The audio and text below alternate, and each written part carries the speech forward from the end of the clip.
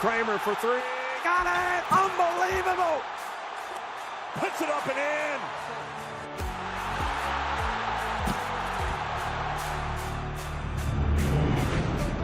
Five teams racing to become champions of the water. This is the future of racing. They are going to collide, surely. These flying. What a race we've got here.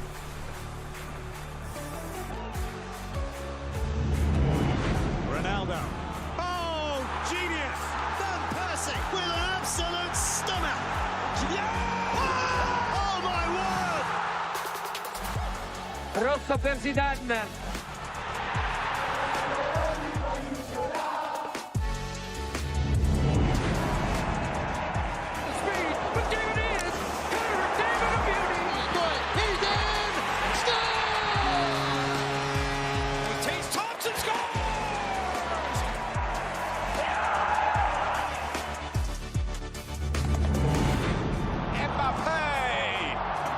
Another absolute screamer, and still Lamine! Genius from Lamine Yamal. Harry Kane!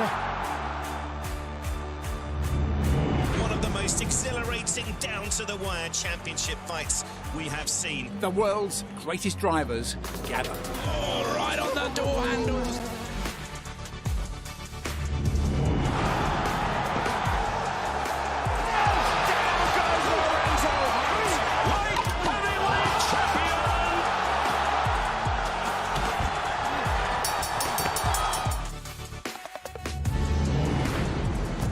What a spectacle! Let's go, man! Kick on the way! There is nothing like the Super Bowl. Let's make history! This is sensational! The genius of modern boxing!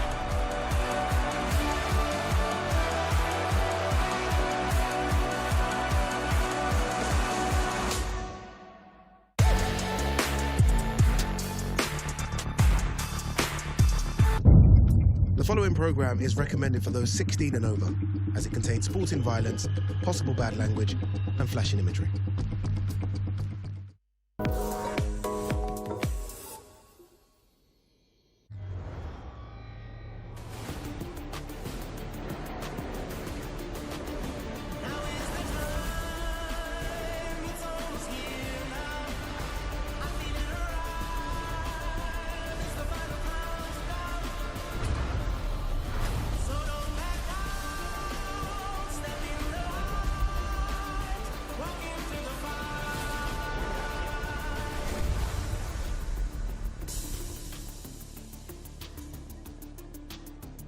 Big time boxing back in Saudi Arabia, and it's good to be back here as well. We're in Jeddah, not the usual Riyadh.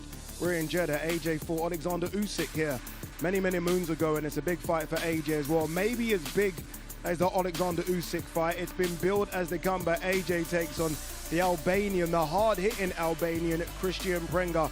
And today is press conference day, where we hear from AJ and the rest of the card as well.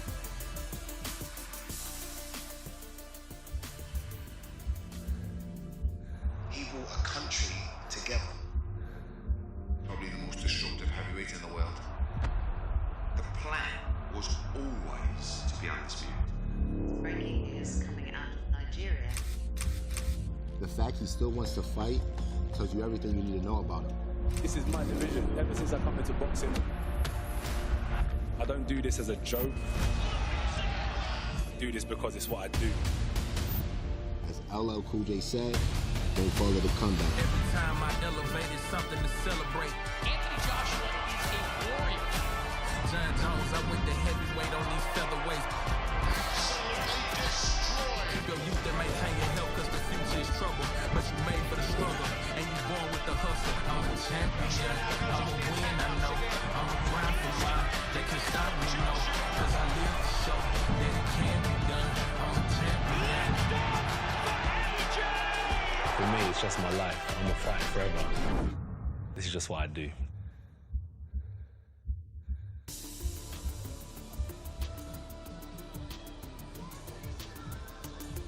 The World Cup is done and dusted. Boxing takes center stage. Again, we're on the shore here in Jeddah, Saudi Arabia, and it's a big one, isn't it? The comeback, AJ versus Kristian Prenga, plus a stellar undercard as well. We're going to hear from most of the fighters on tonight's card as they look ready to throw hands on Saturday night. What a setting that is, by the way, and what a setting this is. Everyone has turned up. It's humid, it's hot. The weather conditions maybe aren't ideal for the fighters, but we are here for this one. Alongside me, former WBC Cruiserweight champ Tony Belly, looking cool considering the conditions. I'm trying.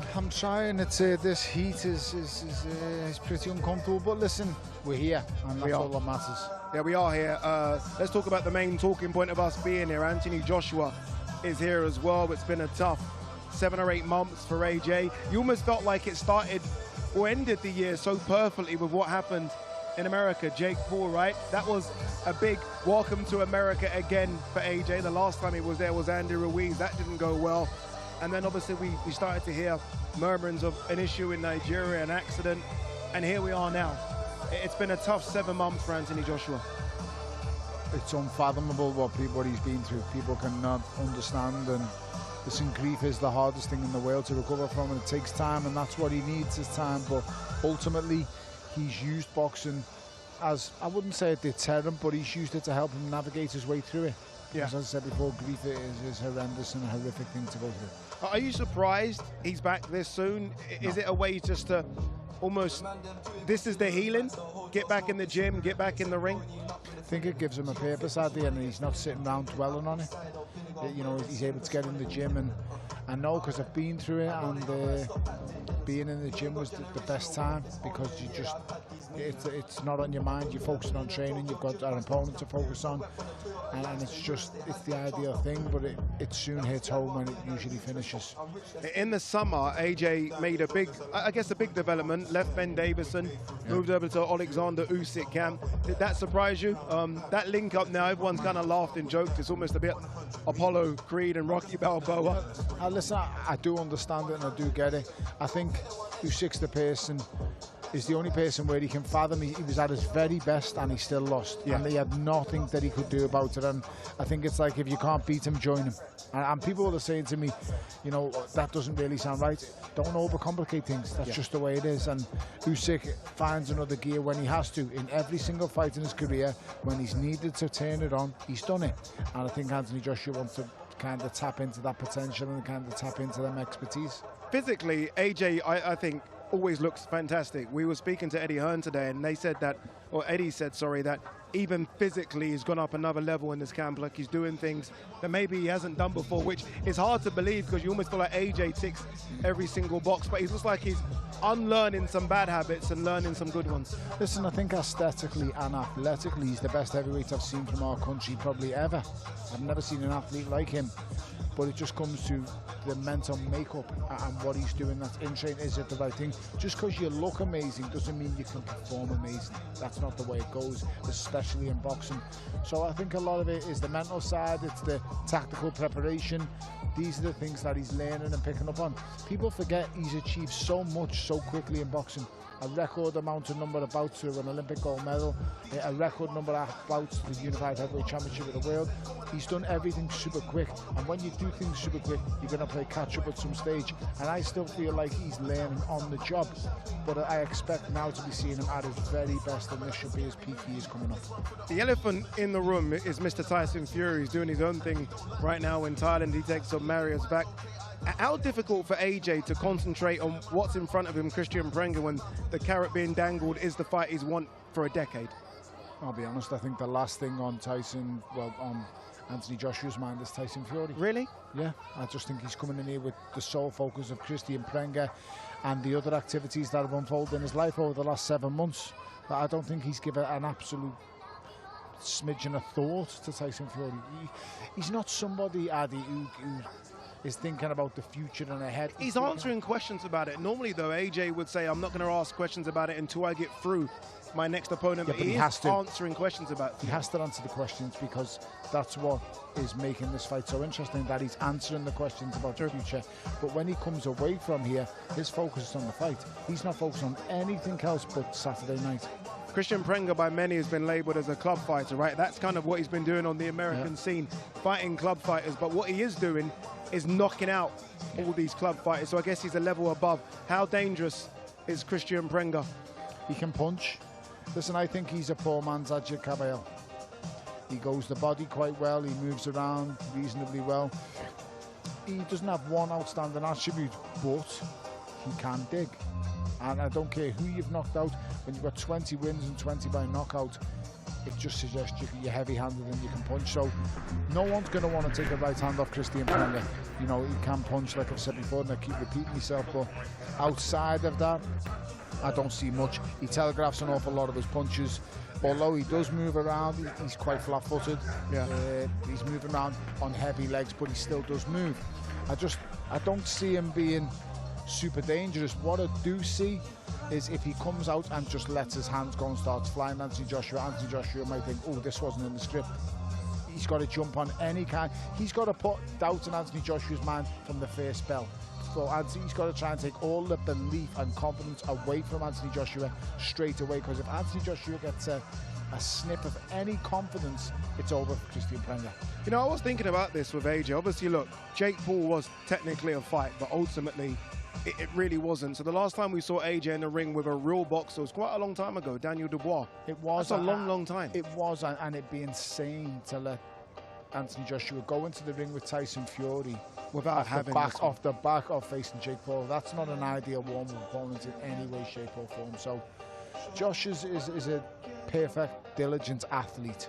That's what he is first and foremost, and he'll be ready for this fight. He's the one who needed it. We've seen Fury get the rounds he wanted against Makhmudov, and now it's time for AJ to get not so much the rounds, but the job that his team want him to do, which is the demolition job, really. If you are advising AJ how to kind of see this out in the first couple of rounds, are you saying just have a look at him as we see AJ here arriving for the press conference with his team? Are you saying just have a look at him or go and do damage immediately? I mean, you don't get paid for overtime in boxing. That's a saying that's been used for many years. But ultimately, Josh has shown his team everything they want to see in this camp. He's been in camp for months. This has been basically a 6-month camp. But his team have got to know him. They've seen how he is, how he conducts himself, when it's hard in training camp, when it's hard in sparring. This, for me, is just to show them. I don't think he's actually that bothered. He's just going to turn up and do what they're asking him to do, and they want to see how he's reacting to them, in my opinion. I do wonder with AJ, is there, and final one, we are going to hear from AJ and the team in a second, is there a worst case scenario? And I don't mean him losing. I mean a worst case scenario in terms of a performance. That's possible though, Addy. Don't make no mistake. If this Prenga hits you with a right hand on the chin at 267 pounds, that's how it goes. That's boxing. Heavyweight boxing. It's not just heavyweight boxing. It's boxing in general. You get caught by a clean shot, you're getting hurt. Happens in all the weight divisions, but more so in the heavyweight division. So, listen. The best case scenario for Kristian Prenga, in my opinion, is he goes 12 rounds or 10 rounds, whatever this is scheduled for. The best case scenario for Anthony Joshua, this is brutally over inside 3 rounds, and I think that's the scenario he wants, and he'll get what he wants. He's good enough. Okay, all right, let's do this. Michael Buffer is ready, the best MC in the business, as are the fighters, so let's throw it down to Michael Buffer. Well, ladies and gentlemen, good evening and welcome to the final press conference for the main event of a big night of world-class professional boxing for your entertainment, coming up this Saturday, July 25th. And it's all at the Jeddah Superdome here in Jeddah, Kingdom of Saudi Arabia. And it's brought to you by Riyadh Season and Jeddah Season, along with Sella, in association with Mr. Eddie Hearn for Matchroom Boxing and Gold Star Promotions. Now, special thanks, ladies and gentlemen, of course, to the Kingdom of Saudi Arabia and the custodian of the 2 holy mosques, King Salman bin Abdulaziz Al Saud, and His Royal Highness the Crown Prince Mohammed bin Salman. This event is sold out, but people can watch it worldwide live as it happens on DAZN. Just go to DAZN.com. So, ladies and gentlemen, the main event, 12 rounds of boxing. It's the big boys in the heavyweight division, and two of the biggest punchers in the sport will be taking care of business. At this time, let's meet the fighters. Please welcome his record an outstanding one, 21 professional fights, 20 victories. All 20 victories are by knockout. Ladies and gentlemen, from Jeddah, Albania, please welcome Kristian KP Prenga.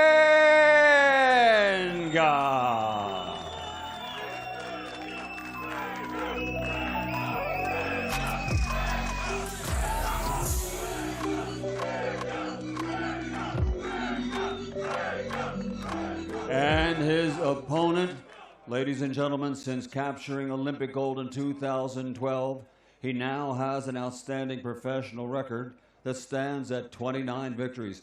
26 of those 29 victories are by knockout. 4 defeats. From London, England, ladies and gentlemen, the former two-time heavyweight world champion, AJ Anthony Joshua.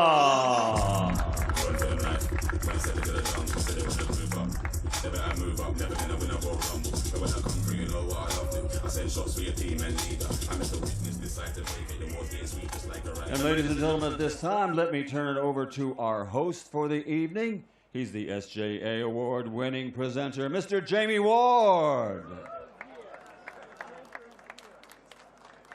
Okay, good evening, everybody. Thank you very much to the greatest, Mr. Michael Buffer. And good evening, everyone. Welcome to Jeddah and welcome to this evening's final press conference. Of course, an extended welcome to everyone joining us around the world on the live stream, and an extended warm welcome, quite literally, to everyone joining us here in the Kingdom of Saudi Arabia here tonight. Massive night of World Championship boxing coming your way right here on the global home of the sport, DAZN, this weekend, and we kick off here with a main event press conference. Of course, it is the comeback, the highly anticipated ring return for two-time unified world heavyweight champion, the man down here to my right, Mr. Anthony Joshua, a man who has given the sport so much, doing what he loves to do and doing what he does best. And the man in the opposite corner, the big punching Albanian heavyweight, Kristian Prenga, who said all the right things in the build-up, brings the support with him as well, because he knows he can spoil a big party that is planned for later in the year, involving Anthony Joshua and a certain other British heavyweight, of course, who is also in action this week, but in doing so, change his life and his family's lives forever. And the one thing we love about heavyweight boxing is DNA. The DNA of heavyweight boxing, unpredictable drama. And no matter how a fight may be perceived to unravel, no matter how many times you might be told by the ex-pros or the experts what's going to happen in a boxing ring, sometimes it's the script that does not follow. Entertainment personified, as I say, and lots at stake this weekend in boxing's blue ribbon division. A few familiar faces to hear from up here, but firstly, let's go to the two most important people regarding the event, of course, on Saturday night. Don't worry, Ed and Rick, we'll get to you in just a moment. Straight into Mr. Anthony Joshua. AJ, great to see you. Welcome back, and welcome back to the Kingdom of Saudi Arabia as well for professional fight number 34 in your incredible story. Can you believe it? In terms of the mentality, the mindset, the confidence, the excitement to hear the opening bell on Saturday, can you allow us a little window into the mind of AJ 2 days out from fight night? So my mind is wondering why you're wearing that blazer. It is so hot out here. Very hot. How's everyone feeling? I hope everyone's good. Shout out to my opponent and his team. How am I feeling? There's no place other than being here with you guys is where I want to be right now. It's been an honor spending this week with you guys in Saudi. I want to thank my team, Right to Fight, for their efforts to get me in this position.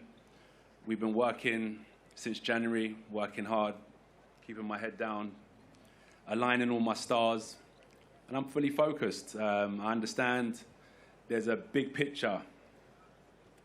The goal is to conquer the universe, right? But first, we must conquer Earth. And this is my target here. It's not only him. I also have to look at his team. We're focusing on the team, my coach against his coach.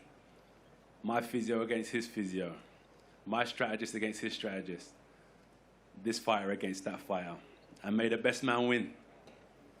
Kristian, welcome. We'll come straight into you on this side as well. Similar question to what I just asked, AJ, but this is it. This is your moment on the big stage to show the world exactly what Kristian Prenga can do. What does this moment mean to you to be fighting Anthony Joshua, and how do you believe you can change your life this weekend? Hello, everybody.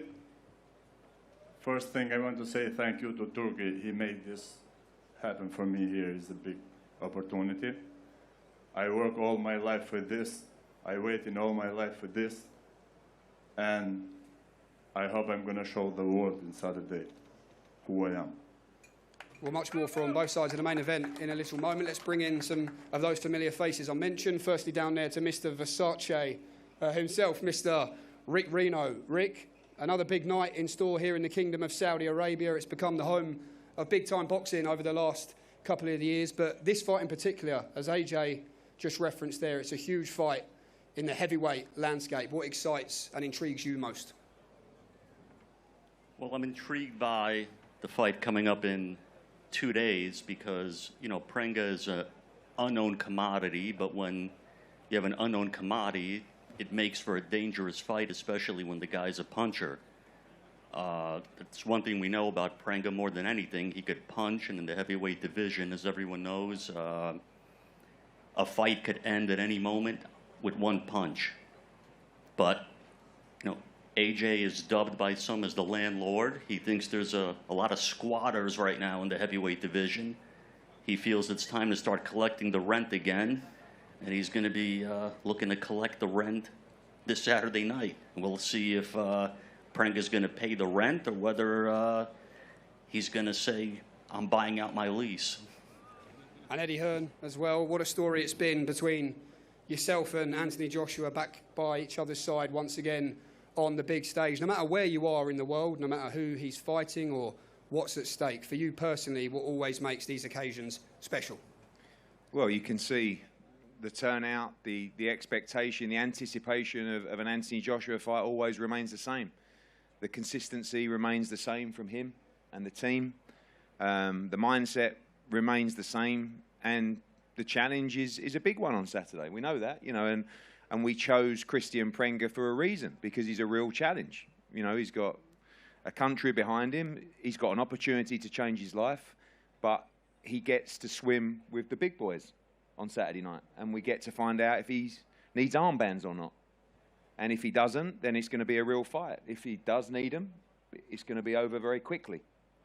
But Anthony's trained for all eventualities, and I want to say a special shout out to the team as well, Serge, everyone. I mean, this camp has been incredible to watch, you know, and this guy to my left has put in work like I've never seen before. And listen, you know the story, but to even be back in the ring in July of 2026, given everything that's happened, is phenomenal. And to see him in this kind of shape, in this kind of mindset, you know, I've never seen him like this before, but we still got to do the business. It's one thing having a great camp. It's one thing being focused, having a great mindset. Now it's about performance, and I know that's everything to Anthony Joshua, and I know he wants to perform to his very best on Saturday night, and that's what everybody expects. So thank you again to Saudi Arabia, this time in Jeddah. You know, this is AJ's 5th fight in Saudi Arabia. We've been coming here for 7 years since the Andy Ruiz fight. And as you know, other than a little outing at the end of 2025, Anthony Joshua has never taken an easy fight. And he hasn't got one Saturday. He's continuously fought the very best. He's continuously lit up the heavyweight division. And on Saturday night, he'll show the world again. There's many, many more chapters to write. And we look forward to a great night and another huge moment for Saudi Arabia. AJ, the sporting boxing world is aware of the path that's been laid out in front of you, from Kristian Prenga to Tyson Fury to the World Championship. How are you able to use your experience that you've gathered over the years to remain locked in on this man, but appreciate and now talk more openly about what may lay ahead? So when you speak to me about what may lay ahead, or I sit down in an office with Eddie and he presents to me what may lay ahead, it's a great opportunity for me to understand where each checkpoint takes me and what it leads me on to. So whether I talk about this in private or whether I talk about this in public with the people that want to ask these questions, is no different. But ultimately, the reality of the matter is there is no universe, there is no future unless I get past this checkpoint on Saturday night. Let's bring in a couple of gentlemen over here on this side. Firstly to you, Keith Sullivan, welcome. You were very vocal at the launch press conference a couple of months ago in London. You said that Team AJ, Eddie Hearn, you couldn't believe they'd taken this fight. They'd made a huge miscalculation. As the fight has got closer and you've spent more time with your man Kristian Prenga, does your opinion remain the same? And if so, tell us why. Thank you, Jamie. No, my opinion doesn't change. I don't back off from that. But first, before we get into that, I'd like to just take a moment and thank Turki Al-Sheikh, the wonderful people from the Kingdom of Saudi Arabia. They've treated Team Prenga with tremendous hospitality and kindness this week, and it's really been a pleasure to be here, so thank you. We want to thank Eddie Hearn and Matchroom. You know, Eddie chose to give us this opportunity, and he didn't have to do that. There's many others he could have gone for. And importantly, I'd like to thank you, AJ, because ultimately you're the man who gives Kristian Prenga this opportunity. You could have taken a puncher, a lesser puncher, someone who doesn't have as many knockouts as KP does, someone who doesn't get into the ring with the confidence and the dedication and the commitment to his craft that KP does, and quite frankly, someone who doesn't come into the ring with the responsibility and the weight of his home country, Albania, on his shoulders. So thank you, KP. AJ, you also did something else. You gave the fans a great fight because this is a come-to-life, real-life, Rocky moment. KP has an opportunity to change his life forever. On Saturday night, one person has everything to gain and the other has everything to lose, and that creates a pressure-confidence lineup. The confidence is on this side of the table. The pressure of that lies in your hands, and that's where I touched on, Jamie, that there was a miscalculation by their team. You know, the greatest story ever told from the beginning of time is the story of the underdog. Everyone turning up in Jeddah and tuning in on pay-per-view Saturday night is not looking to see Anthony Joshua win the fight. They're looking to see if the underdog, Kristian Prenga, can topple this boxing god that sits across from him. And he is 100% confident he has the ability to do that. Every fighter has their vulnerabilities, and we've studied Anthony Joshua's. From the day I called KP to say I was in negotiations with this fight, he said, "My brother, I'll take the fight." He didn't ask where. He didn't ask how much. He didn't ask how many rounds. We're going 12. That wasn't our request. He stood up and said, "I'll take that fight." Keith. So, Keith, let me just finish, Jamie. Keith, you just to confirm, I love you, but you definitely asked how much. KP didn't ask how much. That's what I said. No, to clarify, KP didn't ask how much. Oh, Eddie knows I definitely asked how much, and we had that conversation extensively. So you're telling us we overpaid? Shit. Absolutely not. Damn. But, you know, every upset starts in boxing with he can't do it. He's not strong enough. He's not powerful enough. He doesn't have the footwork. He doesn't have the experience. We're going to find out Saturday night if the boxing history books have room for one more chapter of another upset with Kristian Prenga over Anthony Joshua. So I just have one last question. Are there any Albanians in the house tonight? AJ, good luck. We respect you, and may the best man win. Thank you very much. Thank you very, very much. Kristian, what have you seen? Keith just talked about you've studied AJ, you've seen the strengths, you've seen the weaknesses. What have you seen in Anthony Joshua which gives you the confidence that you can beat him and shock the world on Saturday night?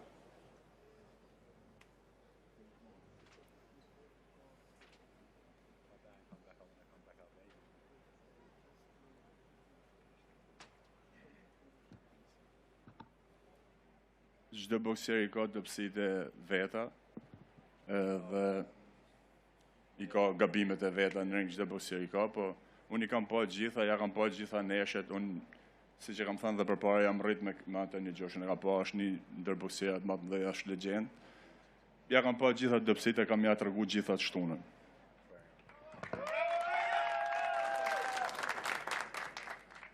He says that I have seen every boxer has its weaknesses and its faults in the ring, no matter who you are. I've seen everything. I've said it before, and I respect Anthony Joshua very much. I grew up watching all his fights. I've seen his weakness. I've seen what he does best on Saturday night. I will show exactly what I paid attention to. How dangerous is this man, AJ, in your opinion? How seriously must this be taken? Say that again? How dangerous is Kristian Prenga, in your opinion? Dangerous. Very good fighter. Very dangerous fighter. Yes, I believe it. I know it. I've studied it, and I'm ready for it. You know, I've been in the ring with some of the quickest heavyweights, some of the fittest heavyweights. I've fought some of the strongest heavyweights. I've fought contenders. I've fought champions. I've been knocked down. I've been knocked out. I stand strong today. I'm ready for the challenge 1,000,000%. We're going to find out Saturday. And I want to hear your voice shouting. I want that energy in the ring. Everyone that's come here today, everyone that's going to be there Saturday, bring this energy to the arena. We need it. This is what boxing needs. We thrive on this. Once again, Team Prenga, Albania, Team AJ, Africa, Europe, America. Thank you for supporting us. Long may my reign continue. AJ, a quick one on Tyson Fury, just while we're up here. I know you might not want to answer this because you're locked in. No. Do you want him there? Respect my opponent here. We don't want to talk about Tyson Fury. Respectfully, I've done all the media that I can about what the future holds, but, you know, our focus is him and his team. Respectfully, yeah? Yeah, of course. I was only going to ask, do you care if he's ringside or not? That was the only question. Is that something that doesn't bother you at all? A professional journalist don't care what I have to say, but still wants to get his question across. Sorry, AJ. Sorry. I understand, but let's focus on what the job is. Look, anyone can be there Saturday. The more tickets sold, the better.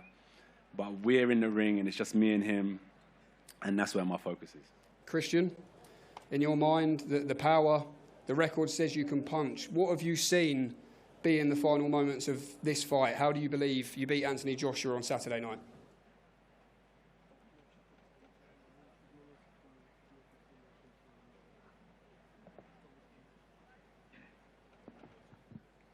I'm just going to say short, knockout.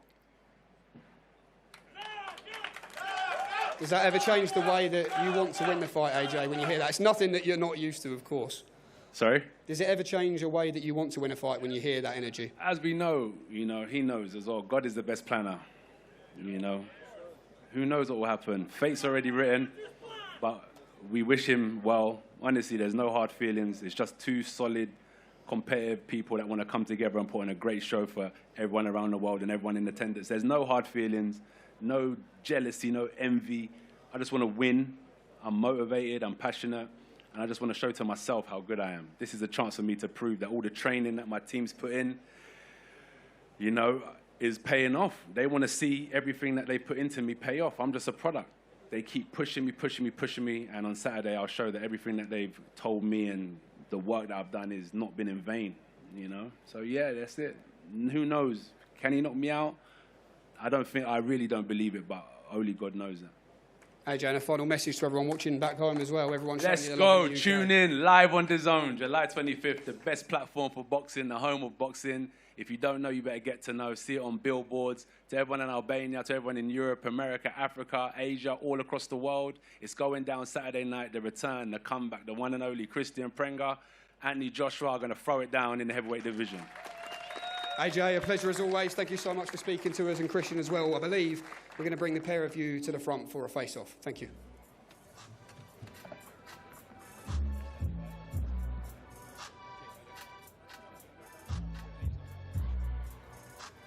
He's not going to put that jacket on.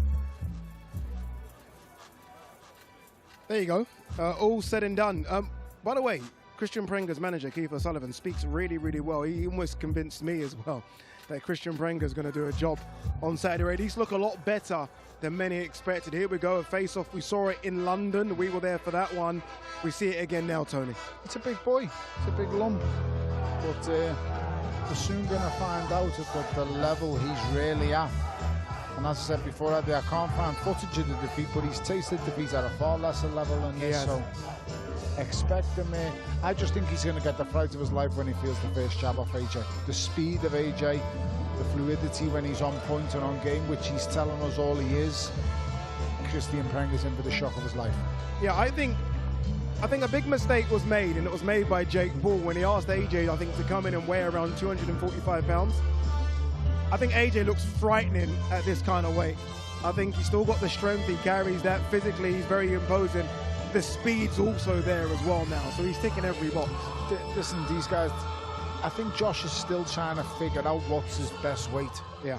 And with the Disney kid doing what he done to him, putting the demands and stipulations on him that he did, it allowed him to go in the ring and feel absolutely fantastic and was lightning sharp and fast. But as for Anthony Joshua now, listen, this is another level, and I'm taking the pick when I talk about Jake Paul. I give him all the credit in the world, because ultimately the guy got in the ring with 10-ounce gloves on and fought an Olympic gold medalist and a 2-time unified heavyweight champion of the world. AJ is going to join us in the studio. We are going to hear from the former unified heavyweight champion in a few minutes. I would normally be selling the fight for you, but I think AJ did such a fantastic job on stage there. It is live on DAZN. It is Saturday. Go to DAZN.com/boxing. You don't want to miss the return of AJ, plus a really good undercard which features Kevin Ajako versus Josh Kelly and Hamza Shiraz, making the first defense of his WBO super middleweight crown. And then in the early hours for us in Australia is the return of Errol Spence, who takes on Tim Tszyu. A storm is headed down under. Tim Tszyu is in a destructive mood today. It's been years in the making. Big dogs versus underdogs. I can't wait to get in there. USA versus Australia. A storm is coming. Spence versus Tszyu. Live July 25th.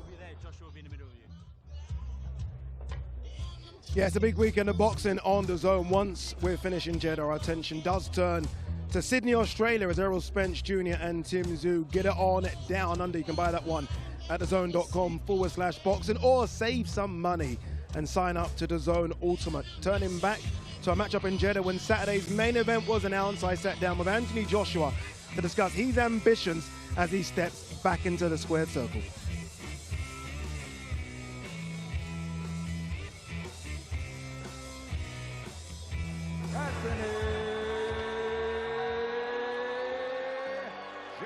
He wants to come in my territory. I'm the landlord. I'm going to welcome you into my home. You don't welcome me into your home. I buy your home. He proved that he's still got that side of him, the killer, the ferocious finisher. I become world champ. On the way to that, I become unified champ. And on the way to that, I got an opportunity to fight for the undisputed champion. So It is lights out! Anthony Joshua! someone else in my position may have done better. Someone else sat in this seat may do worse. But I've done it to the best of my capability, and I'm still going strong, trust me. You know, I was thinking about why I do it today. What's the purpose? I still feel like I've got a lot of room for improvement. I feel like it's definitely my identity. I went through a big transition of realigning my focus again, because I want to do it. I want to do it to my best of my capability. So the goal is obviously to set yourself up to be able to stop. Yeah. But ultimately, I don't want to. I don't want to. I still feel really good. There's still dreams and targets that you're going for that you haven't got yet? Yeah, so I believe that the undisputed target is the one. Because I think in my mind, what's beneath that? Unification. What's beneath that? World champion. So let's set the bar where I know I can go. And it's a big bar. It's a big bar, but I believe that it's one that can be achieved. And on the way to that, I become world champ. On the way to that, I become unified champ. And on the way to that, I got an opportunity to fight for the undisputed champion. So it's a great journey. It's a great progression that I can see happening all in front of me. But the first step, obviously, is getting back on a gravy train, July 25th.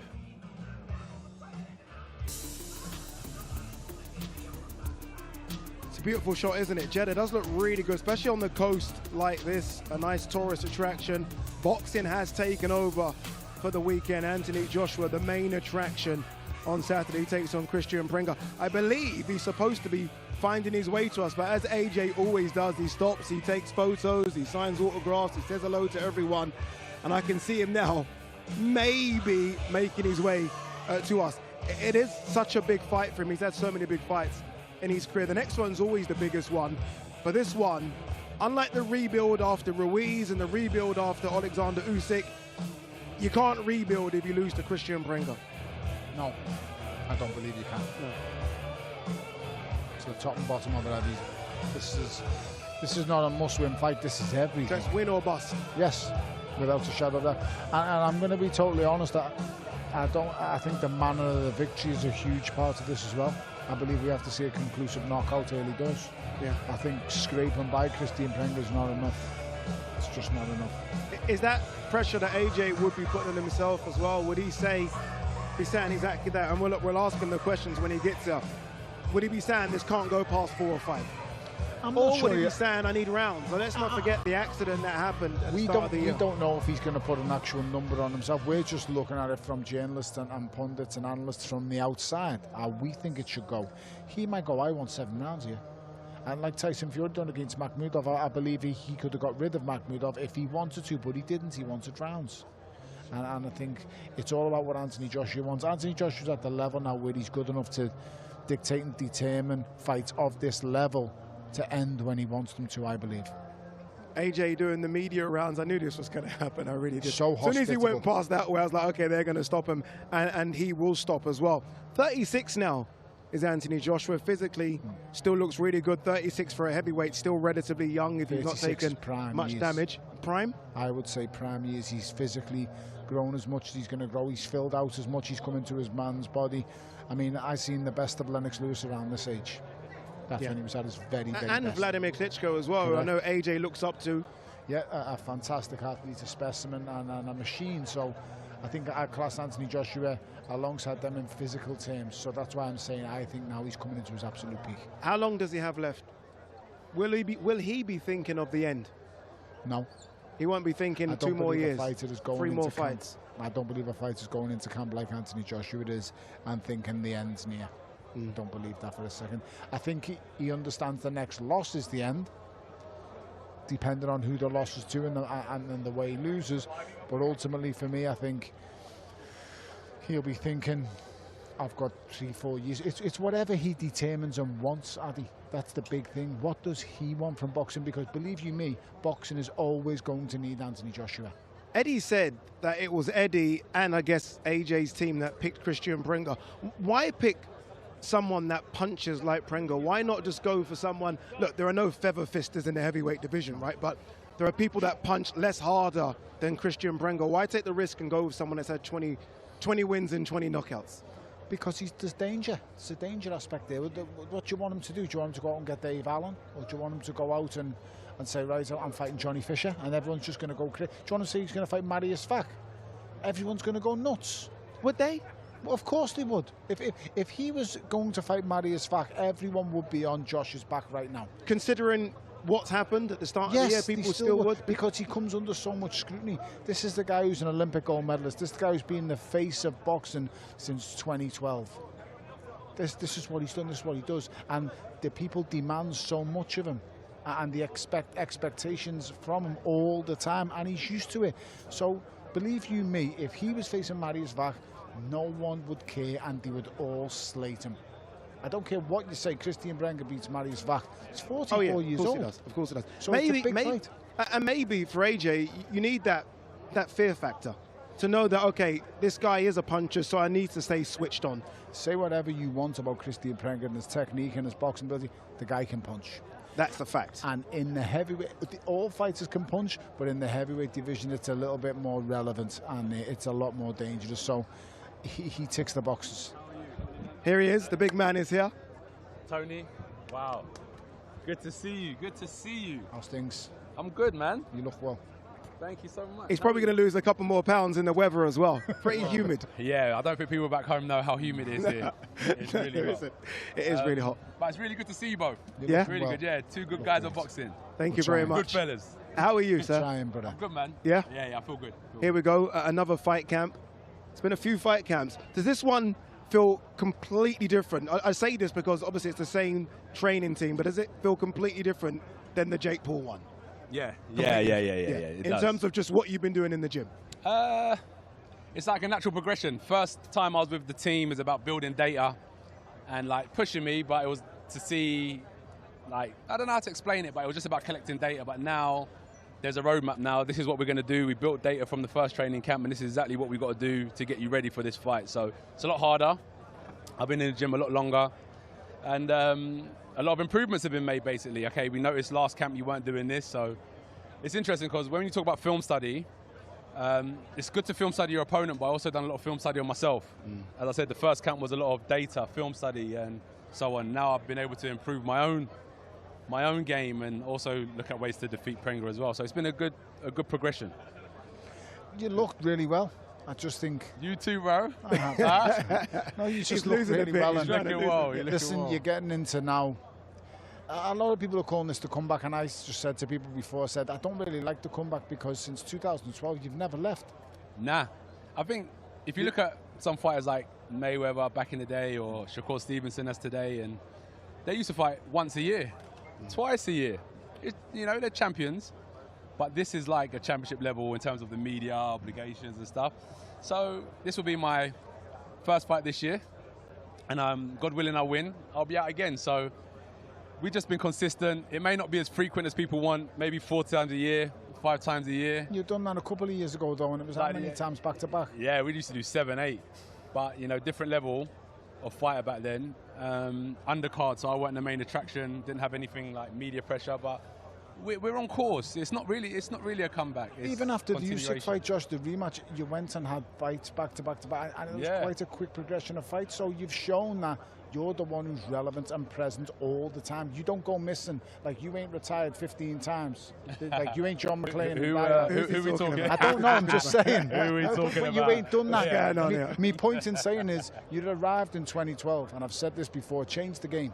It's been Come in good, 20, it's been and fun. you've been relevant the whole time. Is it still fun, though? I mean, Yeah, can you yeah, enjoy more than ever. all of this? Like, when you see all this, is it still like, wow? This, for me, is really nice because I'm not tired.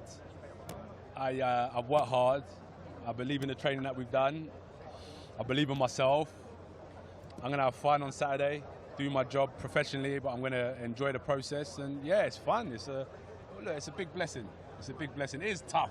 It's really hard, but I'm looking at the positives of this mission that I'm on. What do you see when you look at him? That's a good question. But on the back of that question, sorry, remember that one. I asked Tony before you came up. I said, why pick a guy that has 20 wins and 20 knockouts? Like, why pick a puncher? There are no feather-fisted heavyweights, but you could have picked someone with less power. Why go straight for a puncher? 20 fights, 11 knockouts. Yeah, exactly that type of guys, yeah. Because knockout punches are interesting. They bring that uncertainty. People have seen me knocked out. People have seen me down, have to get up. I've felt that pressure in a fight before where all of a sudden you're not worried about his corner shouting. I've been on the floor and my full focus is now on my opponent. It's a whirlwind of emotions in there. I've been in fights where I've dropped him and he's dropped me. This is the type of fight I need. It's a good fight for me. It's a good fight for the fans back home. It's the uncertainty of an Anthony Joshua show that makes it exciting. So let's add to that mix and bring in a puncher, someone who does deliver 20 times that he's been out in the ring. You'd always get up, Josh. That's the difference. I always try. I didn't beat the count once. No, listen, you'd always get up. Back up. You always get up. I didn't get carried out on the old stretcher. Always get up and walk out. It's a tough game. It's a tough game. Many are great fighters have experienced what I've experienced, and but the good thing is it just makes me stronger. I build a firmer arm around myself, and the main thing is I'm still here. Some people lose that confidence. They lose that passion, they lose that desire because they realise this ain't for me. But I've thought to myself, you know what? If I change this, maybe I can get better, and I'm still here. What do you see when you look at him? Do you know what? There's mutual respect, but in that ring, he's going to come try to take my head off. Yeah, but when you're looking at him, what do I see? Yeah. I don't want to say. I'll tell you off camera. Yeah, tell us off camera. Tell us off camera what to say. But you are ready for Saturday, another AJ fight in Saudi Arabia as well. Oh, bless him. Thank you for Quite being a few here. fights here. No. Yeah, Thank you for being here. Yeah, that's okay. They paid me to come, but I was going to come anyway. Wait, quick 10%? That's all, listen, I say this before and people don't like me say, change boxing. Change boxing. And I was here before he jumped in it, and now I'm here. I'm a fan of you, bro. I'm watching you, but it's come a long way. It was different. It was different. Before you come, these stadium fights, these places were unimaginable. questionable. Watching Tony, as you said when he first started, I was just hoping that he don't come up to heavyweight. He's just making his way up the rankings all these years.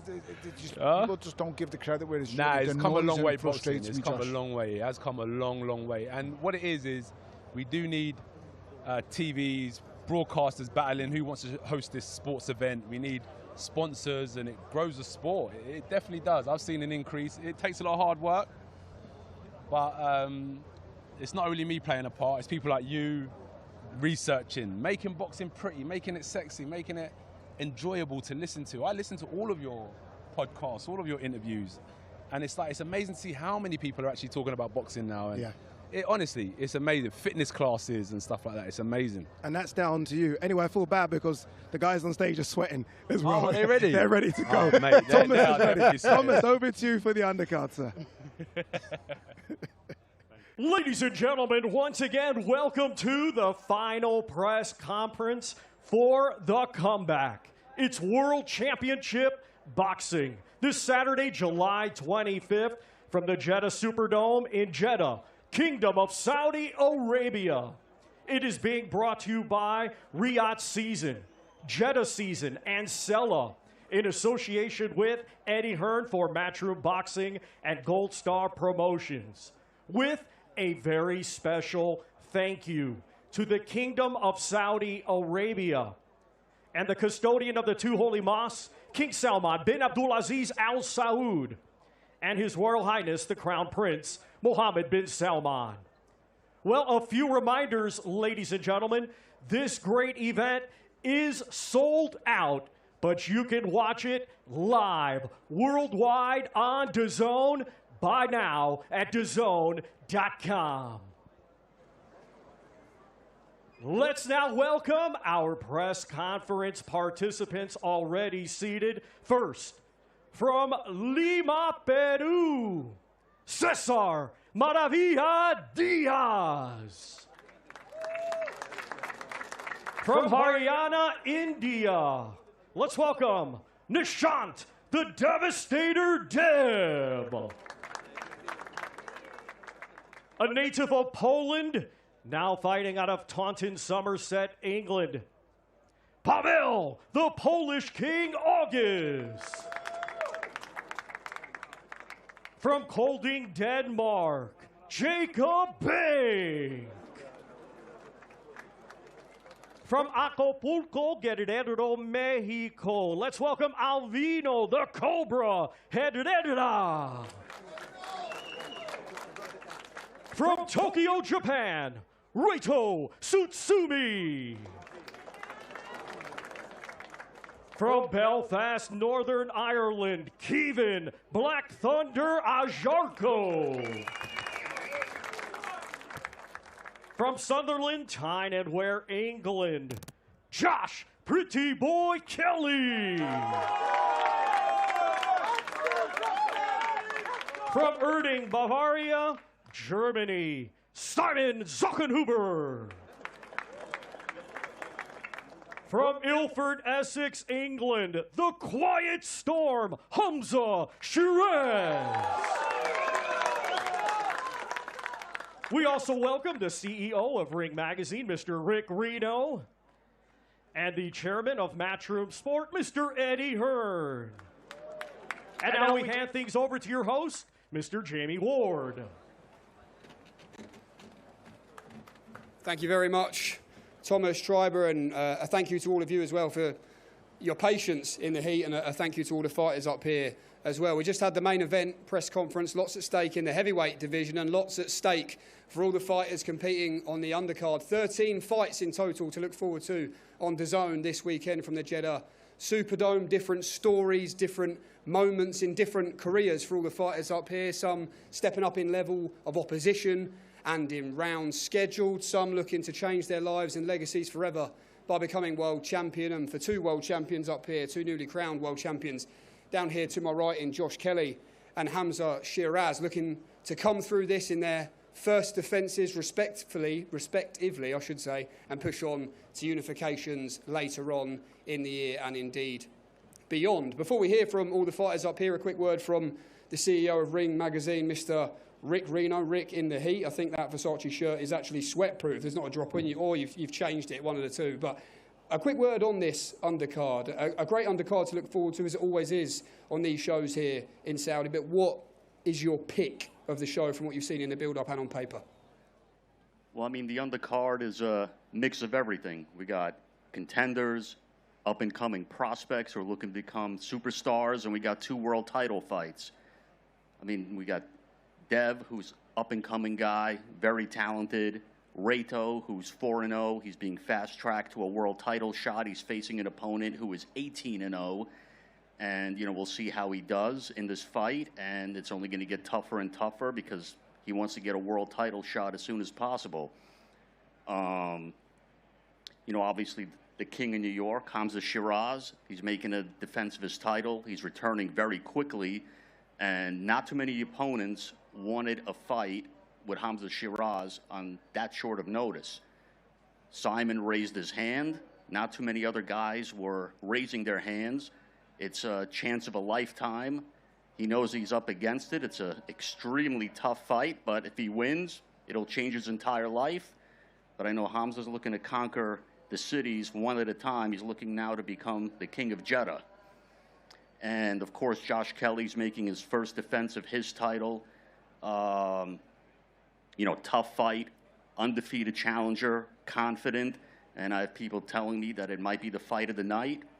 And you can't forget about Jacob Bank, who's looking to impress and is very close to becoming the mandatory challenger to Hamza. And let's see what happens. And Eddie Hearn for you as well. A big night in the careers of some guys you represent, of course, for Josh Kelly and Nishant Dev, and of course AJ in the main event. But out of what Rick was just saying there, what's your pick and what makes this card must-see on Saturday night? Yeah, obviously a big night for AJ, but 2 of our, you know, very important members of the team, Nishant Dev, 2 Olympians. Actually, Nishant Dev, who's, you know, been flawless so far in his career. I think India is a sleeping giant of the boxing world, sporting world, really. And I think Nishant Dev is the man that could actually change the sport forever in that country. There'll be a huge audience tuning in to watch him fight on Saturday. And, of course, Josh Kelly, who I think, you know, probably hasn't got the credit he deserves for one of the greatest victories from a British fighter in beating Murtalayev. That victory was very unique in the respect of no one wanted to fight Murtalayev at all. And Adam Booth and Josh Kelly came on to me and they said, we want to fight him. I thought they were mad. But what he did was produce an unbelievable performance to put him up there as not just one of the top British fighters, but one of the top pound-for-pound fighters in the world.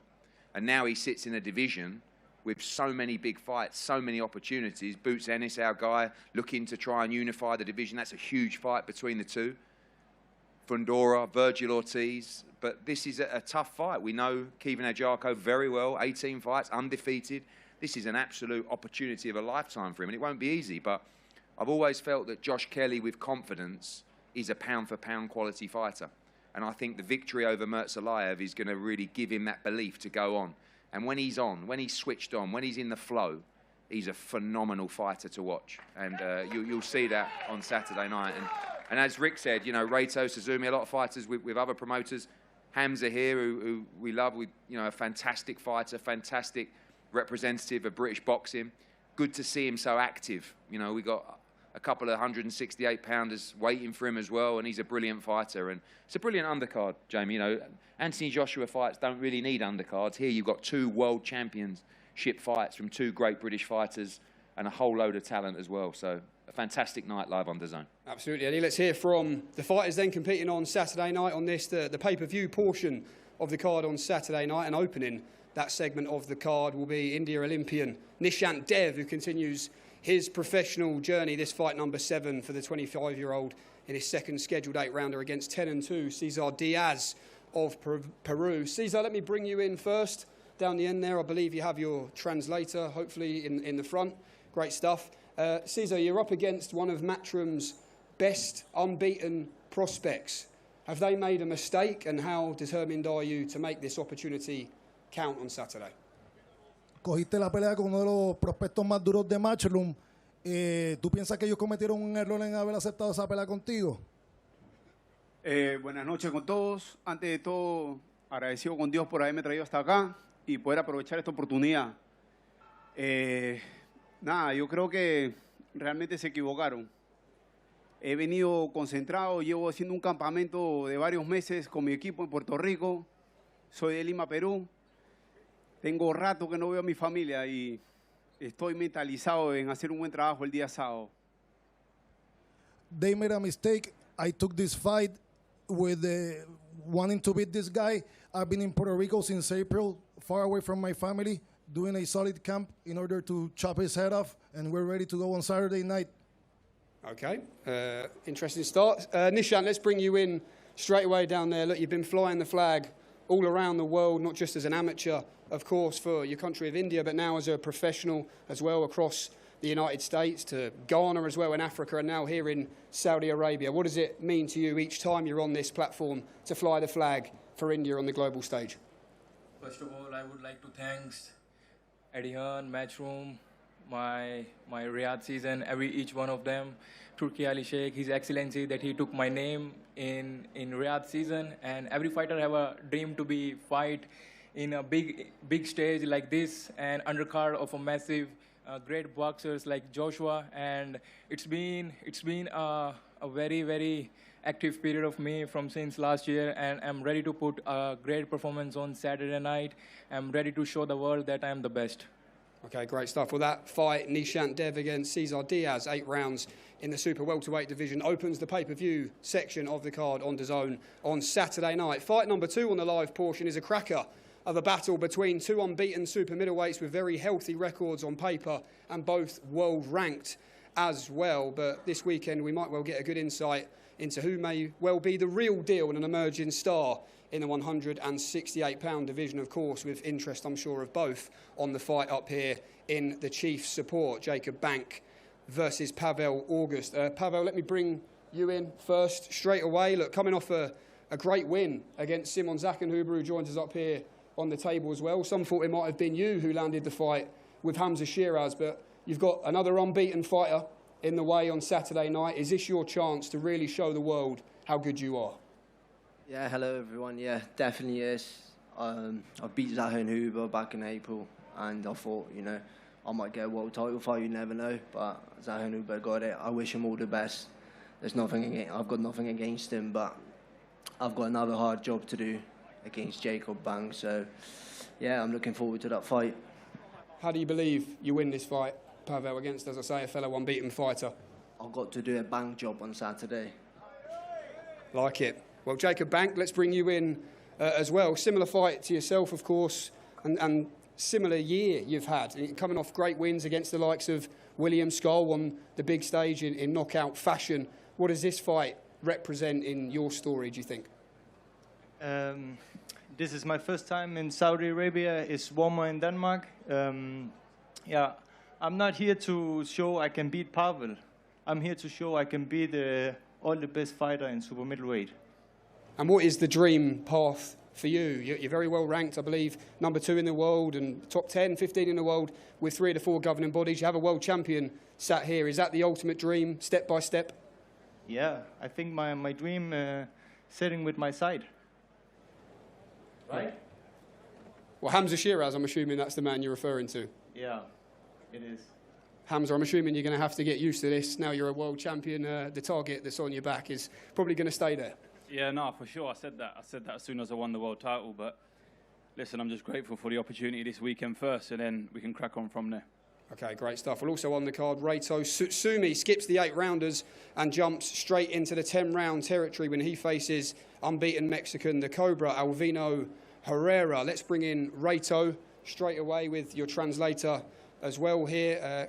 Coming off a good fight in December. Despite the win, you weren't very happy with your performance. What improvements do you want to show and feel you'll need to show in this fight on Saturday?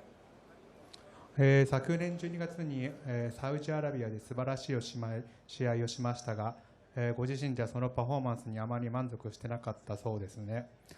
今回のエレーラ戦ではどんな成長や改善を見せたいですか？また勝つためにはどのような点を発揮する必要があると考えていますか？前回の試合から、技術やテクニックを特に磨いてきたので、その磨いてきたものを明日ぶつけて倒して勝ちたいなというふうに思います。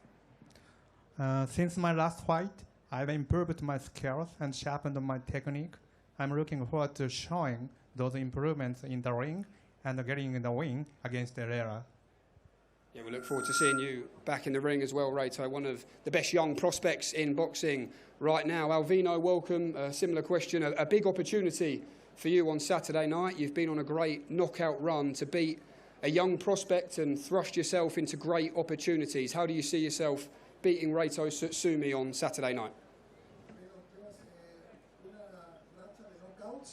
Vas muy bien, tienes una oportunidad muy grande. ¿Cómo es que le piensas ganar a Reito Tsutsumi este sábado? Hola, primero que nada, buenas noches a todos y agradecido por Dios por esta oportunidad. Estoy bien agradecido con Dios. Y este 25 de julio, primeramente Dios, vamos a ganar. Hicimos un buen campamento, venimos entrenando. Estoy entrenando de enero. Tengo un campamento largo de enero, entrenando en Cancún, entrenando en Acapulco y venimos a terminar la preparación en Las Vegas y estamos listos. Y como he llevado mi carrera, yo no he tenido peleas fáciles. Todas mis peleas han sido, yo he sido lado B, ni un rival ha sido de modo, no me han puesto rivales a modos. Todo mi trabajo me lo he ganado a fuerza de trabajos y yo siento que este sábado no va a ser la decepción. First off, I want to say thank you, Lord, for putting me in this position. Thank you, God. And this is a big opportunity. I've been training for this fight ever since January. I did my training camp in Acapulco, went to Cancun, and finished my camp in Las Vegas for the last 2 months. I'm ready. He doesn't know what's in front of me. All my career, I've been a B-side. All my career, I've been winning on the road. All my career has been as a challenger. He's been handed everything. And on Saturday night, I'm going to show him that this is real boxing. This is real fighting. Okay, wonderful. A great fight.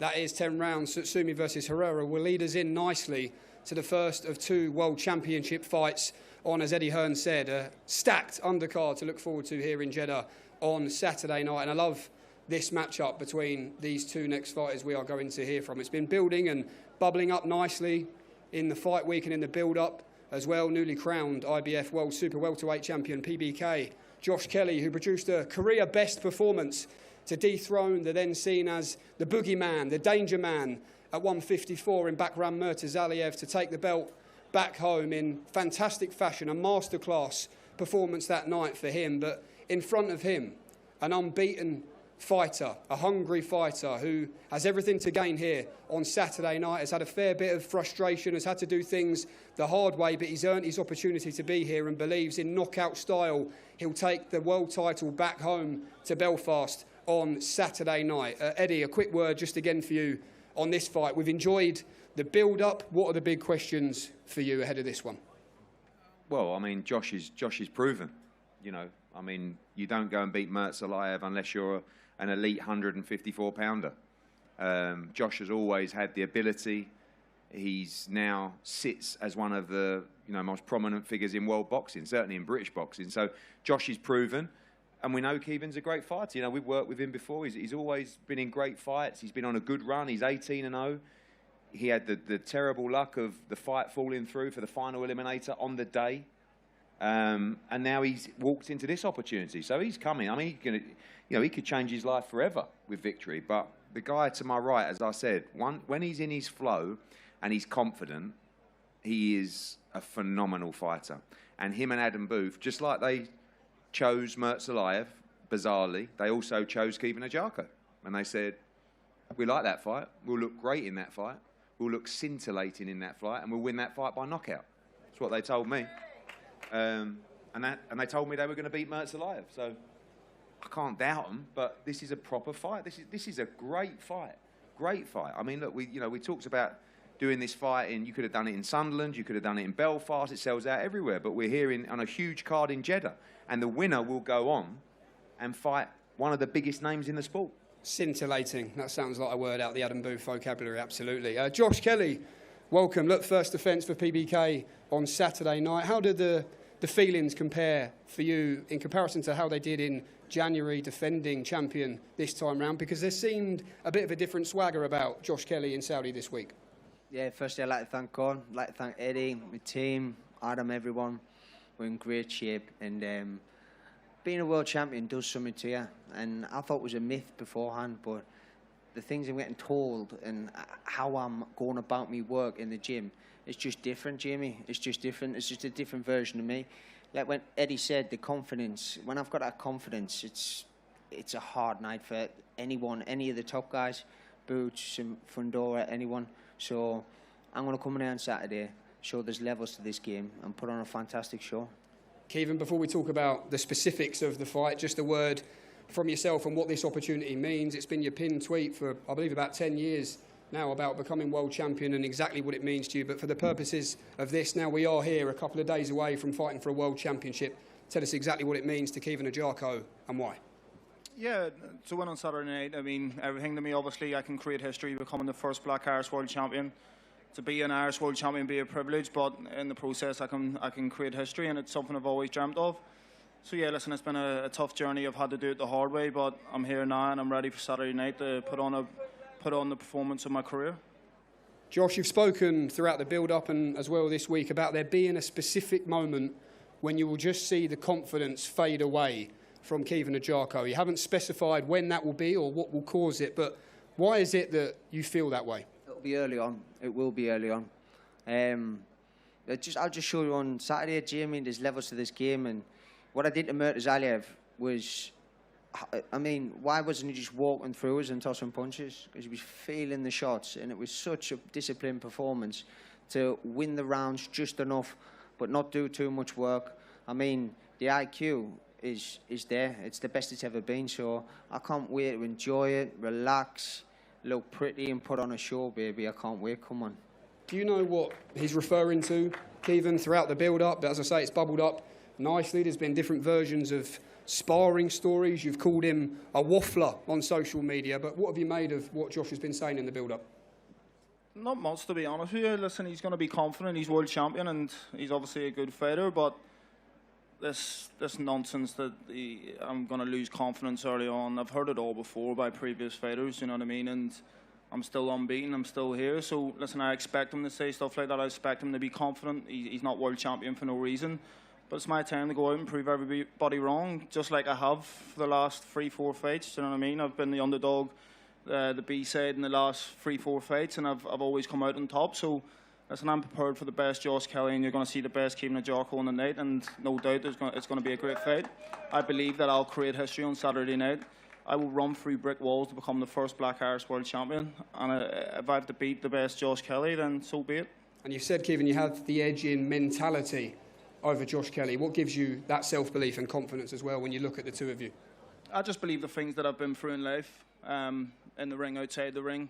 Like I said, it's been a tough journey to get here, and I believe God's always been on my side, and I've faced some very mentally challenging situations in my life. So to be here right now, it just shows how mentally resilient I am, and yeah, I just believe I have that edge. But like I said, I'm prepared for the best Josh Kelly, and I can't wait for Saturday night.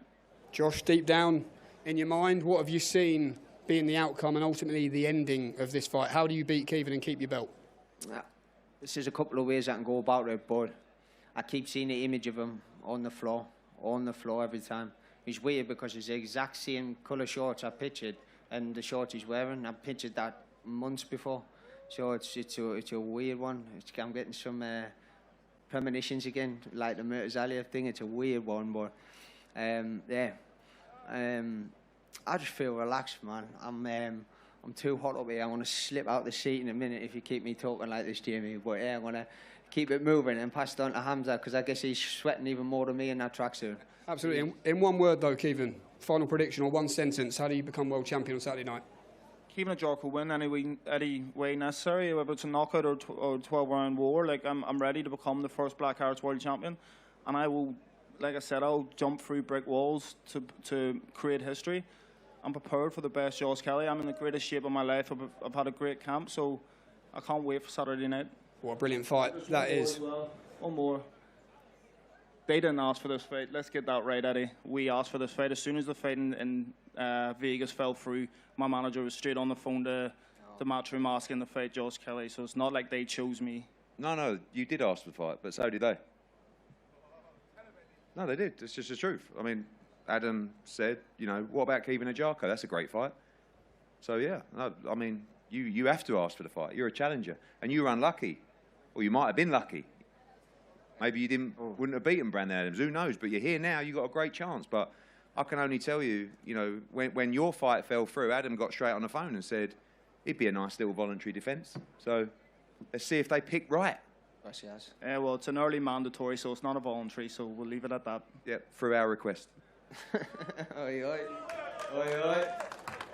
Okay, well, what a great fight that is between two great fighters, two great men as well. Outside of the ring, Josh Kelly, the first defence of his World Championship against a fired-up Kevin Ajako. And, of course, that will lead us in nicely to the chief support. Hamza and Simon, really appreciate your patience, but as the chief support, it means we come to you last, which means you have to wait the longest to speak up here tonight. WBO World Super Middleweight Championship on the line. A big night for one of British boxing's brightest stars in Shiraz, targeting the other champions in the division. But first, must come through Saturday's challenge. Simon, welcome. You've had a massive smile on your face all week. Welcome to Fight Week in Saudi Arabia. As a student of combat sports and martial arts for your whole life as you are, what does this opportunity mean to you to become world champion since you were a young boy to dream this to now?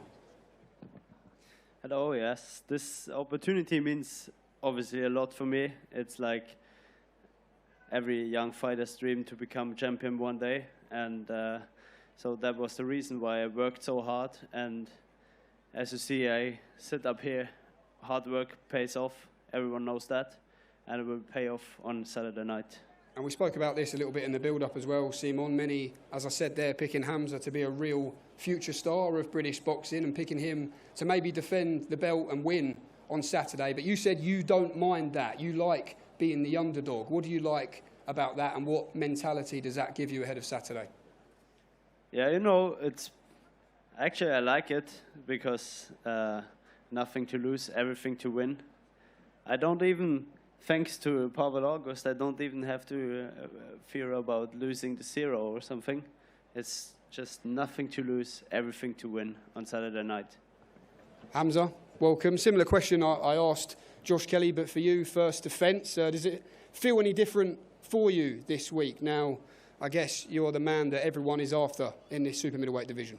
First of all, I'd like to thank the Almighty Allah for allowing us to be here today. I'd like to thank His Excellency Sela and the hospitality of the Matchroom team. Thank you very much. Yeah, answering your question, does it feel different? I think because of the quick turnaround, not really. And I've made the mistake before of not being active. So definitely not going to make that mistake again. Any opportunity I get to fight, to now defend my belt, I will definitely do so. And what have you noticed, Hamza, within your own motivation, albeit it's only been 9 weeks, you've not had a lot of time to think about it, but in terms of how the ceiling has now moved and what the goal is for you now, having already achieved one of your big dreams? Yeah, listen, that comes down to having a good team around you, doesn't it? I've got the main man, Andy Lee, who I've learned a lot off. I'm still learning a lot off in the ring, out the ring. And yeah, just everyone around, man. Listen, they keep me grounded. They keep me striving for more. They help me turn up to these events, remain a professional, and just continue to give my 100% because really and truly that's all we can really do. Simon, quick prediction from you before we wrap up. If you land your best shot on Hamza Shiraz on Saturday night, what do you believe happens in the ring? When you land your best shot, I think every fighter here up here can relate. When you land your best shot, he gets knocked out. And Hamza, for you, as I said in the intro, they're targeting the big names, the Canelos, the Mbilis, the Mungirs of the world, but full focus on Simon. 9 weeks ago, you said you deal with Alan Begic, and you dealt with the fight in the way that you were supposed to. How do you believe this fight compares on Saturday? In a similar fashion. Listen, if it's a hard fight, easy fight, long fight, short fight, don't matter, as long as I get the win. Great stuff, Hamza. Look forward to that one. Your chief support on Saturday night. So much at stake on the undercard, and of course, so much at stake in the main event across that heavyweight boxing's blue ribbon division. What a landscape it is. We are going to bring the fighters together now to the front for a face-off. Thank you very much.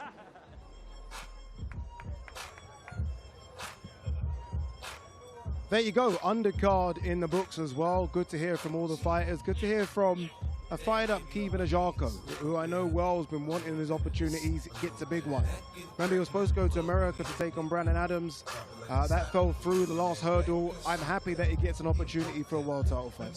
Yeah, listen, he's prepared brilliantly, and he's had a lot of notice, and that fall through has actually done him a world of good, because he will have been in camp earlier. Yep. Than Josh Kelly, but like I said, it's a really big opportunity for him, and Kevin Ajako is someone who I do rate highly. He's got a good team behind him in Stephen Smith, and he'll be more than ready. Nishan Dev there versus Cesar Diaz. Nishan Dev unbeaten, very good amateur. Obviously that's a market that Eddie's trying to open, the Indian market, the Asian market. The numbers from that market could be incredible. A lot of hope and hype around that young man. Yeah, the most populated nation in the world. So, you know, we just need 10% to tune in. That's all we're after. Watch on DAZN, the global home of boxing. Indeed, indeed. There's a really good fight in the 168-pound division that no one's really talking about. There's always a fight that goes under the radar. Jacob Bank versus Pavel August. These two both ranked very highly in various governing bodies. One of them's going to go. I think one of them really could kick on. It's a crossroads fight, Addy. It's a fight that's... they're going to look back and say that was the making of me, and this is the fight that's going to be that. So interesting fight, both good fighters, and I'm looking forward to this one. Yeah, indeed. We're going to see a guy coming up next, Rito Tsutsumi. He takes on Alvino Herrera from Mexico. Rito Tsutsumi's been on every major undercard. 4 fights last year. This is his first fight this year. I don't know what the reason is for his inactivity, but it's good to see him back, and he's always on big cards, always very, very exciting, and he wants to be fast-tracked, so they've got him in with a guy with a good record that comes to fight. And that's what you need at that stage of your career, guys who are coming to fight. You don't want to face guys who are not going to come to fight. The worst type you could face is journeyman on the back foot. This guy's coming to fight, so he's got his work cut out.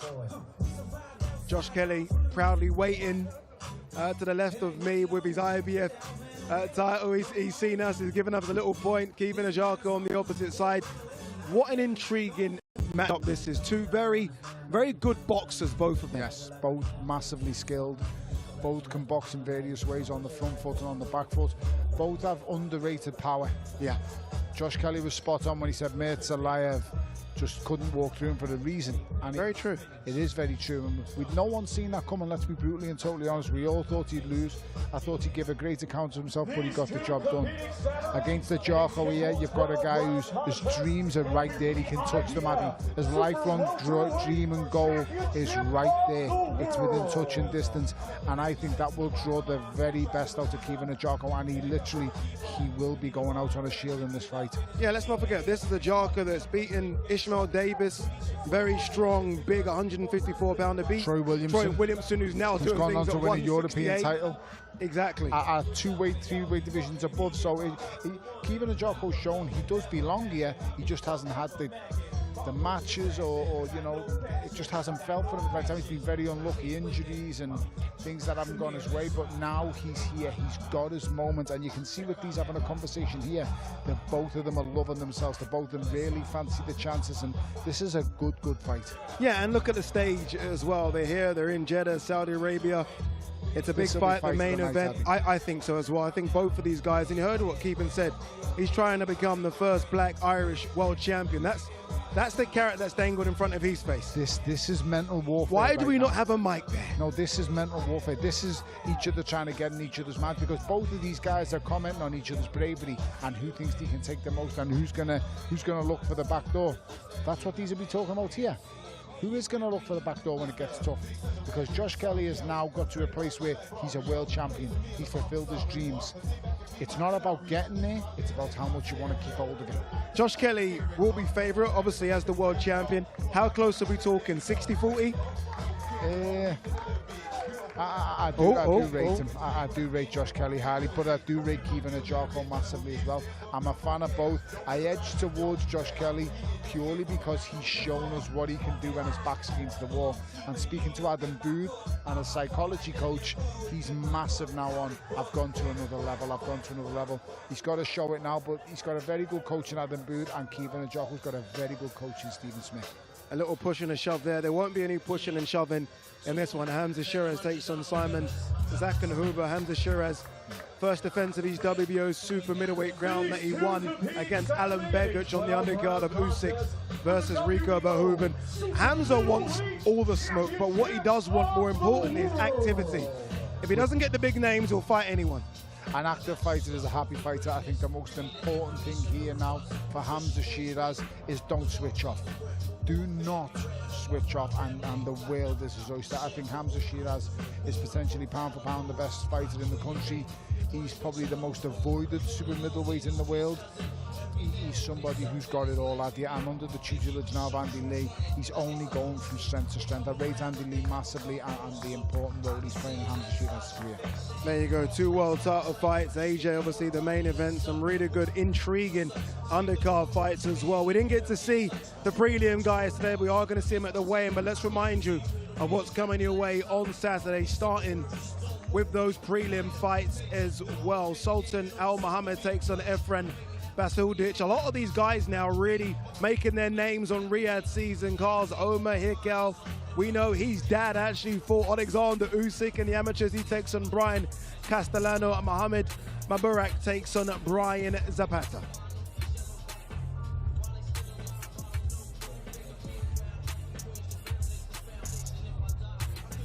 And the rest of that undercard light heavyweight action, Alexander Kisnaik, part of the Alexander Usyk camp, takes on Lenny Pratchett. Ziad Al-Mayouth has been on so many Riyadh season cards, takes on Frank Mango. Mickey Talon, trained by Joe Gallagher, watch out for him, a fantastic flyweight, takes on Orlando Pino. And Muhammad Alakal takes on Leiden Cherkop. And the pay-per-view portion of the card, and it really is a good one, isn't it? Nishant Dev takes on Cesar Diaz. Jacob Bang versus Pavel August. Watch out for that one. Rito Tsutsumi takes on Alvino Herrera. Josh Kelly takes on Kevin Ajarko. Hamza Shiraz makes the first defense of his WBO super middleweight crown when he takes on the German Simon Zakenhuber. And Anthony Joshua is back. The comeback, he takes on Kristian Prenga. All right, Saturday Fight Night is fast approaching, so make sure you sign up to the ultimate way to enjoy all of the DAZN's boxing action. The first rule of the DAZN Ultimate. The first rule. You do not pay-per-view. You do not. You do not pay-per-view. Do not pay-per-view. The Ultimate Fight Night is here. Second rule, the DAZN Ultimate is. Second rule, You don't pay-per-view. Because Ultimate gives you a minimum of 12 pay-per-view fights a year. At no extra cost. You do not pay per view. Join us ringside and welcome to DAZN Ultimate. So many great fights in the calendar. There's even a better way to enjoy all the action. Just sign up to DAZN Ultimate to combine our pay-per-view and regular subscription events for one great price. It's undisputed value for every single fight fan. So many great fights, by the way. That Itama Hrgovic one, I can't wait for that. That was a good undercard, wasn't it? Undercard action. Great to hear all the fighters. Obviously, we're very excited, as you can probably tell, about Josh Kelly versus Kevin Ajarko. Great to see Hamza back as well. Listen, it's an action-packed card and we're all looking forward to it, but let's not forget, even though there's going to be some fantastic fights on the night, we're all here to see the man. We want to see Anthony Joshua back in a boxing ring, doing what he does best, and that's knocking people out. Now that we not only have seen him, we've now spoken to him. Obviously, AJ was with us in studio. When you try and gauge him, where he is, where do you think he is? Physically, I think he looks in fantastic shape, phenomenal. Always does. You know, he's just a diligent professional, he's a perfect athlete. We're never going to know where he is. Yeah. No one knows. That's the beauty of boxing, that's the beauty of psychology. Nobody knows that. I don't know what's going on in your life. You don't know what's going on in mine. Everybody's going through something in life. But believe you me, when that bell goes, it all comes out then. Yeah, it certainly will, and not long for that to happen. Obviously, Fight Night on Saturday. Make sure you go to DAZN.com/boxing so you don't miss a thing. And we're going to make it official. It's going to be in the books tomorrow with the weigh-in, 7 p.m. UK time, 9 p.m. local time. Make sure you join us for the weigh-ins tomorrow. Me and Tony are going to find some food and some AC. We'll see you guys tomorrow. Anthony Joshua is on the road to destiny. But first, there is danger. Prenga, 20 wins, 20 knockouts. And AJ knows, one moment, one mistake, one punch will change history. AJ is back. But there is danger before destiny. Joshua versus Prenga, July 25th, live exclusively on DAZN Saturday Fight Night.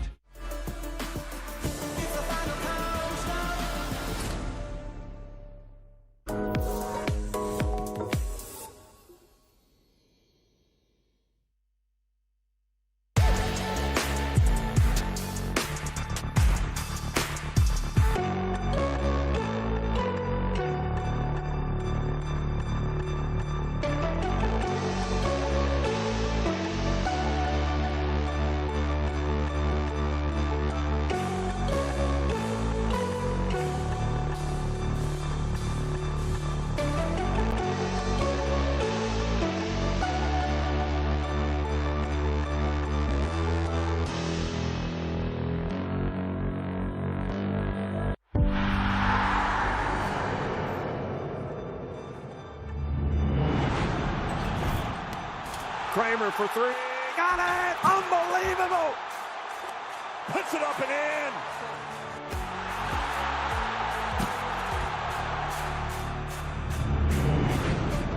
Five teams racing to become champions of the water. This is the future of racing. They are going to collide, surely. He's flying. What a race we've got here.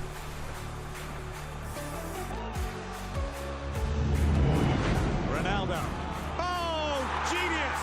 Van Persie with an absolute stunner. Yeah! Oh, my word! Rosso per Zidane.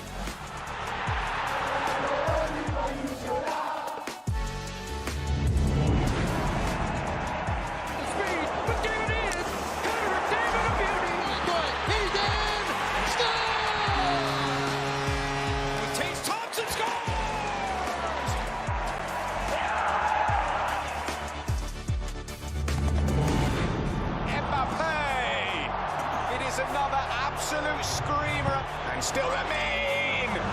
Genius from Lamine Yamal. Harry Kane! One of the most exhilarating, down-to-the-wire championship fights we have seen. The world's greatest drivers gather. Oh, right on the door handles.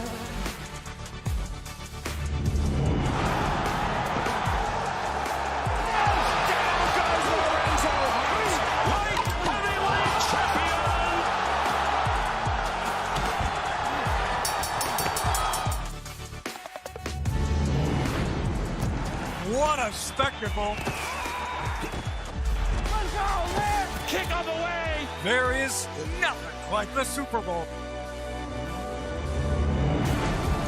Let's make history! This is sensational! The genius of modern boxing!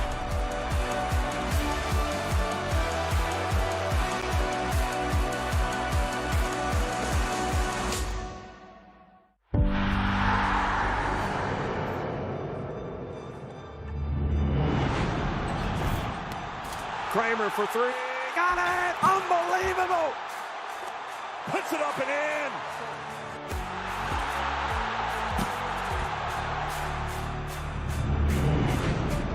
Five teams racing to become champions of the water.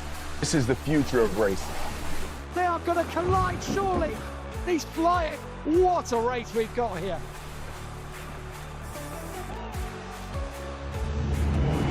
Ronaldo.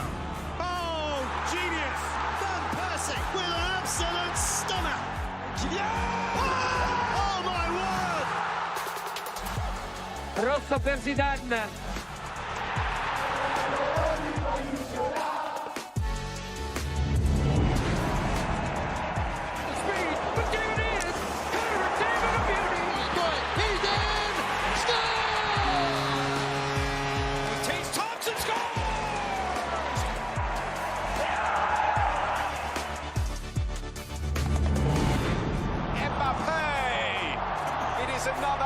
absolute screamer. And still Lamine.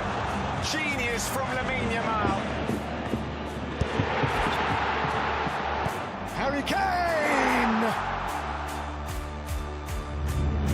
One of the most exhilarating down-to-the-wire championship fights we have seen. The world's greatest drivers gather. Oh, right on the door handles.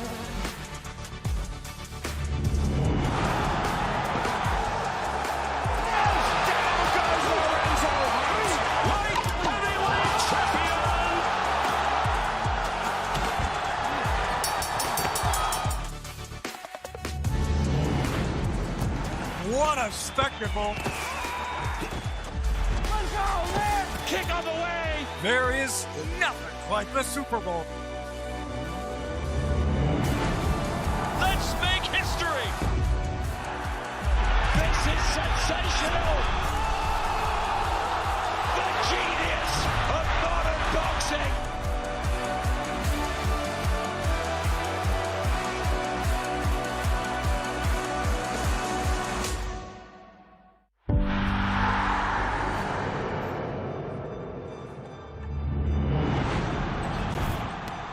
Kramer for three. Got it! Unbelievable! Puts it up and in.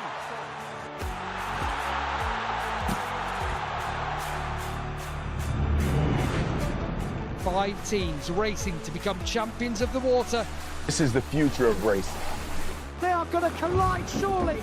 He's flying. What a race we've got here.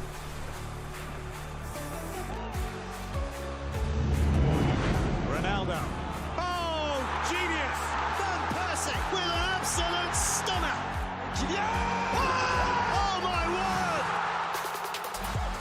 word! Rosso per Zidane.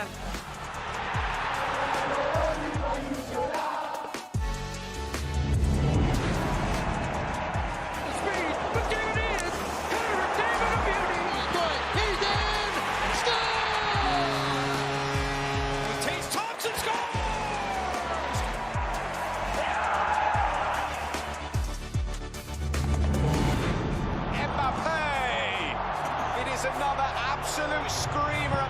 And still Lamine. Genius from Lamine Yamal. Harry Kane!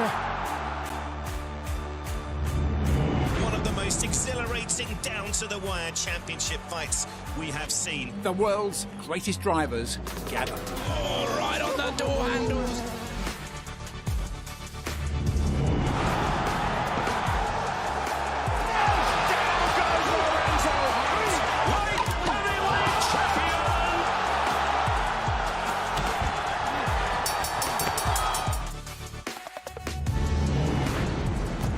What a spectacle. Let's go, man! Kick on the way. There is nothing like the Super Bowl. Let's make history. This is sensational. The genius of modern boxing.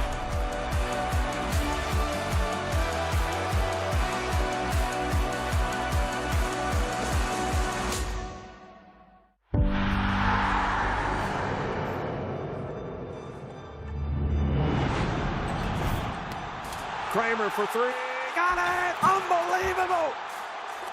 Puts it up and in.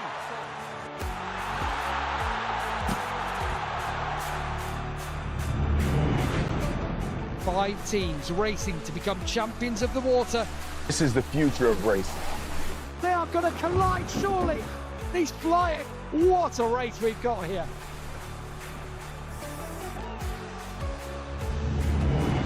Ronaldo. Oh, genius!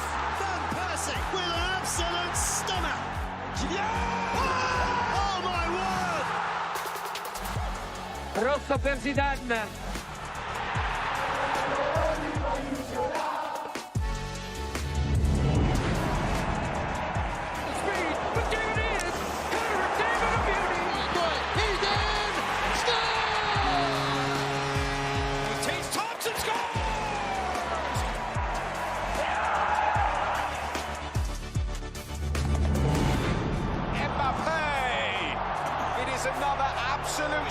Redeemer up. And still Lamine. Genius from Lamine Yamal. Harry Kane. One of the most exhilarating down-to-the-wire championship fights we have seen. The world's greatest drivers gather. Oh, right on the door handles.